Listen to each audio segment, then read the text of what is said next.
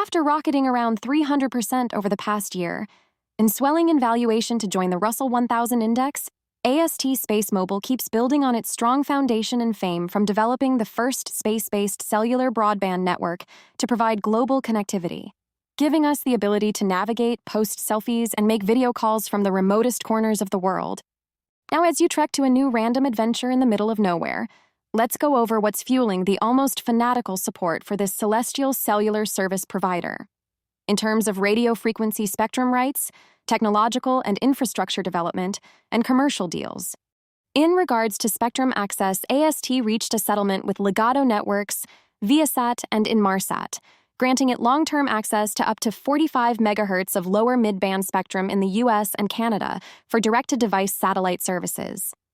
The agreement provides AST with spectrum usage rights for over 80 years, including up to 40 megahertz of L-band MSS spectrum and an additional 5 megahertz in the 1,670 to 1,675 megahertz band. It will make stage payments totaling $550 million to Legato and Inmarsat, financed by a loan commitment. AST also scooped up S-band spectrum priority rights for $64.5 million, granting access to up to 60 megahertz of mid-band satellite spectrum in the 1,980 to 2,010 megahertz and 2,170 to 2,200 megahertz frequency ranges. As a result, AST's space-based cellular network supports peak data transmission speeds of up to 120 megabits per second.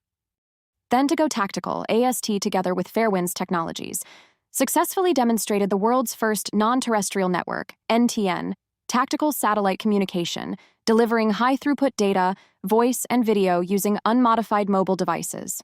The field test saw the participation of U.S. Indo-Pacific Command and military representatives near AST's Hawaii facility. It involved key defense use cases such as real-time connectivity to the tactical assault kit, multimedia streaming, and secure video calls, all on standard smartphones. The milestone built on AST's earlier award from the Defense Innovation Unit under the Hybrid Space Architecture 2 initiative.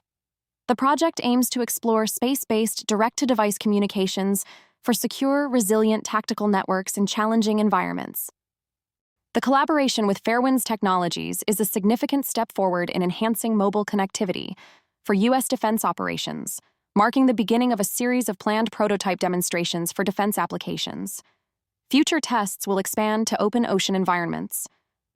On the civilian side, AST made a successful space-based direct-to-cell test in partnership with Bell, a Canadian telecom provider. The test, conducted in New Brunswick over the summer, showcased 4G voice calls, video calls, broadband data, video streaming, SMS messaging, and emergency alerts using AST's Bluebird satellites, further demonstrating how AST can provide cellular connectivity to remote areas without needing specialized equipment. The successful demonstration paves the way for Bell's planned low Earth orbit direct-to-cell service, set for deployment in 2026. The partnership, which began in 2021 with an initial investment from Bell and support from Bell Ventures, aims to offer coverage across 5.7 million square kilometers, extending beyond the 59th parallel into maritime zones. To increase connectivity in Canada and globally even faster, AST updated its satellite launch schedule with at least 5 launches of its Block 2 Bluebird satellites by the end of Q1 2026, setting out to deploy 45 to 60 satellites in total from 2025 and 2026, with launches scheduled every 1 to 2 months. After providing intermittent service in the US, AST plans to move on to Canada, Japan, and the UK in early 2026. AST also successfully launched its Bluebird 6 satellite on December 23rd. The satellite, featuring a communications array spanning nearly 2,400 square feet, is the largest commercial communications array ever deployed in low Earth orbit. Bluebird 6 is 3 times larger than earlier models and boasts 10 times the capacity of the 6 satellites already in orbit, and it is capable of supporting peak data rates of up to 120 megabits per second to unmodified smartphones for voice, data, and video applications. The satellite was manufactured at AST facilities in Midland, Texas, part of its expanded operations. With over 500,000 square feet of manufacturing space across multiple sites, AST employs more than 1,800 people globally. While its technology is supported by over 3,800 patents, leading to it establishing and maintaining key partnerships with major telecom providers. Internationally, AST works with Vodafone to expand mobile connectivity across India's unconnected regions. Their partnership intends to combine Vodafone's national network with AST's space-based cellular technology, which connects directly to standard smartphones without requiring specialized software or device modifications, giving AST access to India's massive telecom market of over 1.1 billion mobile subscribers. Under the agreement, AST will develop, manufacture, and manage the satellite constellation, while Vodafone will oversee terrestrial network integration, operating spectrum, and market access.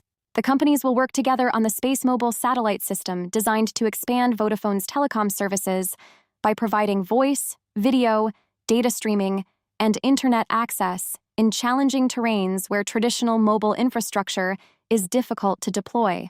The companies will also collaborate on developing commercial offerings for various sectors like consumer, enterprise, and IoT applications. Vodafone and AST also established a joint venture called SatCo, headquartered in Luxembourg, to provide European-wide space-based mobile broadband connectivity.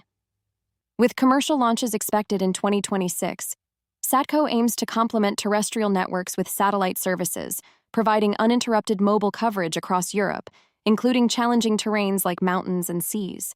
The partnership has already demonstrated 4G and 5G capabilities with download speeds over 20 megabits per second, and plans to launch satellites enabling peak speeds of 120 megabits per second. The initiative aligns with the EU's Digital Decade 2030 targets and is supported by the Luxembourg government, aiming to strengthen the country's role in Europe's space sector. Elsewhere in Europe, Germany was selected by Vodafone and AST for their main satellite operations center, which will manage satellite connectivity for SatCo. The facility, located near Munich or Hanover, will support the upcoming satellite constellation that will serve mobile network operators in 21 EU member states and other European countries.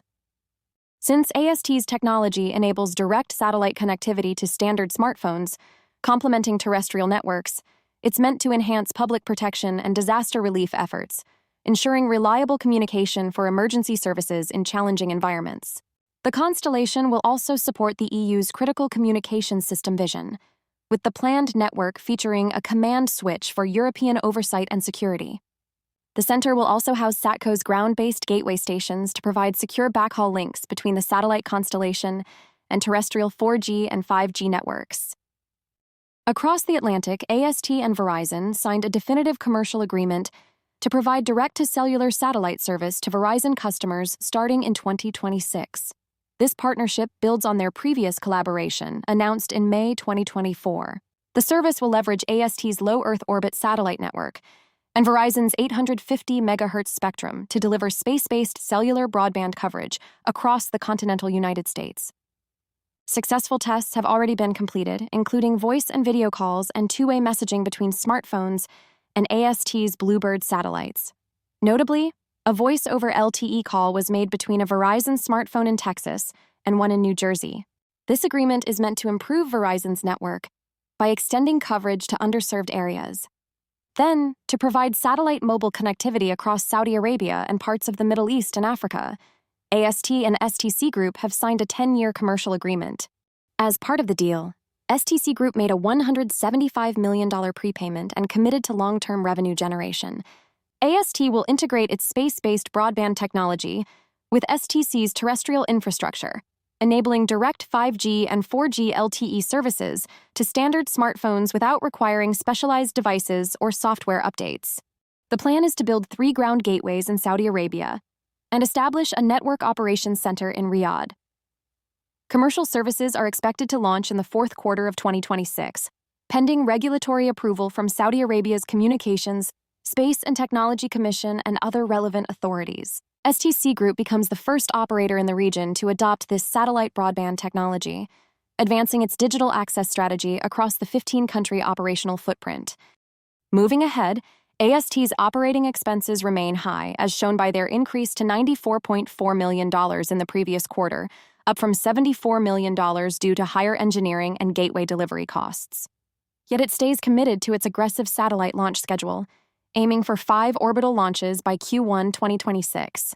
helped by $3.2 billion in cash and available facilities to fuel it, with enough liquidity to keep making its expensive but necessary investments in everything from radio frequency spectrum rights to the production and installation of ground and space-based infrastructure, providing investors reason to be optimistic about its expansion and revenue commitments exceeding $1 billion. For more on stocks and crypto, follow Ascencore. Thanks for watching and have a nice day.